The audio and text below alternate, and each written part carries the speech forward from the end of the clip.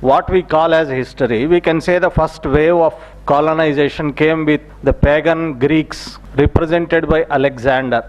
And then our simultaneously decolonization attempts were also afoot. This decolonization was undertaken by people like Chanakya and his associates. And the second wave, we can say, the Abrahamic Islamic colonization, represented by various sultans who ruled us and their cohorts like Al-Biruni, Amir Khusru and others. And then during that wave, decolonizing efforts were undertaken by people like Tulasidas, Nilakanta Chaturdhara, who has written an exhaustive commentary on Mahabharata.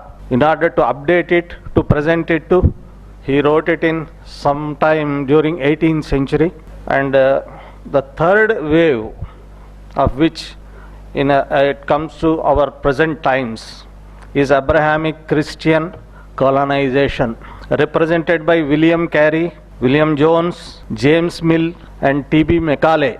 And decolonization is going on, which began, say, with people like Aurobindo and others, and that decolonization efforts are still afoot. Now let's have some sort of precise meaning of colonization. Colonization is the state of mind that interiorized the colonial ideology of white man's burden, which states that Europeans had come to liberate the natives from their native culture. This colonization process is a profound epistemic disorientation of our whole nation. When a nation with a long living culture as that of ours, as of India, when it is subjected to the brute impact of hegemonistic Abrahamic cultures of shorter age and immaturity culture-wise, Indian society developed many new undesirable tendencies and complicated some of the existing problems in the nation.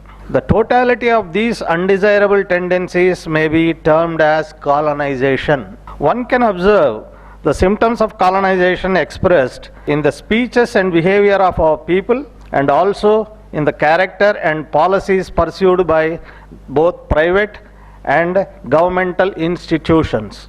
Indian Marxism as a phase of Macaulayism is a clear colonial syndrome. In fact, it epitomizes colonialism. Schooling or education is the chosen instrument to liberate the Indian natives from the Indian culture. Macaulay's Minute on Education is the clear statement of that policy. Jawaharlal Nehru is the best example of a colonial mind or colonized mind. For instance, while at Cambridge, Nehru wrote to his father asking his permission to transfer to Oxford. The reason he gave is Cambridge is becoming too full of Indians. Ultimately, the same Nehru who detested Indians and their culture came to guide the Indian destinies as the first Prime Minister of independent India. This is how the process of colonization continued even after independence. The fad of secularism, so passionately owned by the Indian elite as a political principle, is a manifestation of colonization. Indian secularism is built on European and not Indian experience of the relation between state and religion. Hatred of some Hindus for their own Hindu identity and attempts to exorcise it by adopting anti-Hindu postures and joining hands with anti-Hindu forces is also a manifestation of colonization of mind. Indian Marxists and liberal secularists represent this tendency. Now let's spell out a blueprint for decolonization in brief, very brief. At epistemic level, we have to take the help of our classic books like Vedanta Sara of Sadananda Yogi, which explains two processes. One is grooving.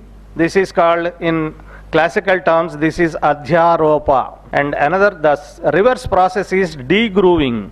This is called apavada. So these are, we can equate these two things to colonization and decolonization, because our ancient books have the clearest statement they mapped the human consciousness very clearly. After all, everything is born out of human consciousness, whether colonization, decolonization, this or that, anything. Therefore, if you tackle the problem at epistemic or consciousness level, you can tackle it most effectively. And other books, some other books that are helpful are Viveka Chudamani, Aparokshanubhuti, and other Prakarana books. There is a class of books, works called Prakaranas, written by Acharya Shankara, Adya Shankara. And there are other modern summary works which give an overview of decolonization and colonization processes, written by Konrad Elst. The very title of his book is Decolonizing the Hindu Mind. And books by Rajiv Malhotra like Breaking India and other 3 books. Sitaram Goel, another great man, he gives very detailed analysis in his books. And his guru and associate Ram Swarup. And anyway, we all know Aurobindo, stalwarts like Aurobindo, and they suggested solutions. The latest mind, as I told you just now, the latest round of colonization began with the British in 18th and 19th centuries.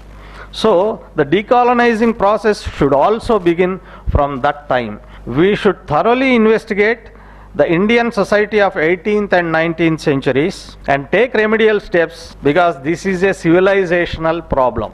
Because it is not political or social or this or that.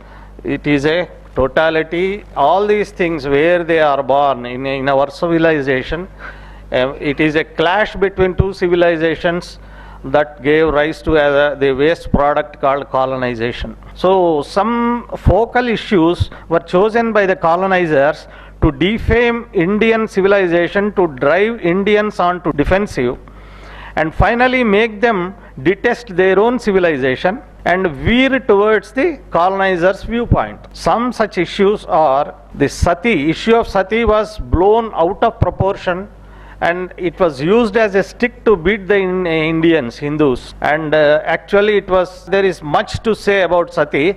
And one great book written by Professor Meenakshi Jain, it gives you the details, and it tells you, it gives a way to decolonize your mind. And another issue is dowry.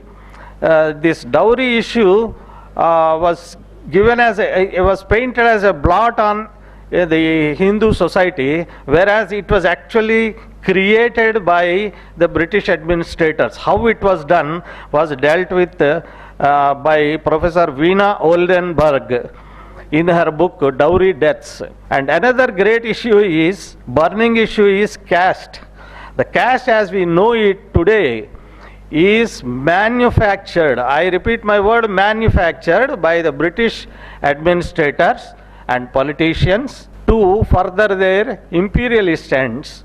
And this process is explained in the book called Castes of Mind by Nicholas Dirks. And our military history, showing that Indians have no valor, they were always defeated in every battle.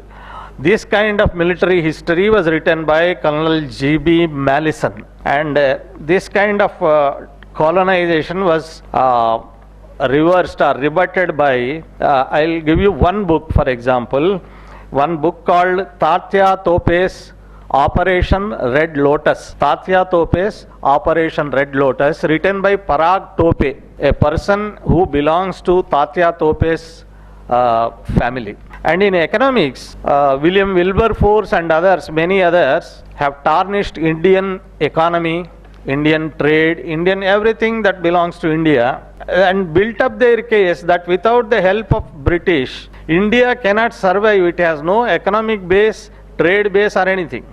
But this kind of propaganda was rebutted by many stalwarts called like Dadabhai Nauroji, Ramesh Chandra Dutt, Lala Lajpat Rai, and most recent is one very good book by Kanaka Sabhapati. And in the field of science and technology, many British experts have done the same thing, that India knew no science, no technology, and it had to depend on foreign help only.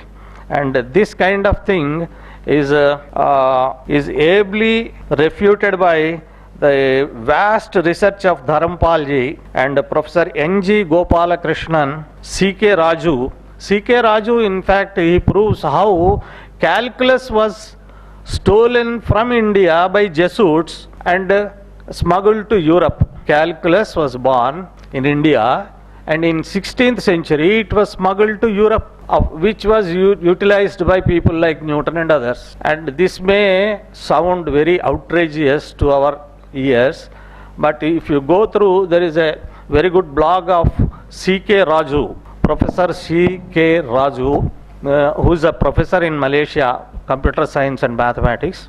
And lastly, Subhash Kak, Professor Subhash Kak also, he has given vast information about our indigenous sciences and technologies. So like this, there have been consistent attempts at colonization as well as attempts at refuting or rebutting remedying the symptoms of colonization also. This in short is my talk. Thank you for giving me this opportunity.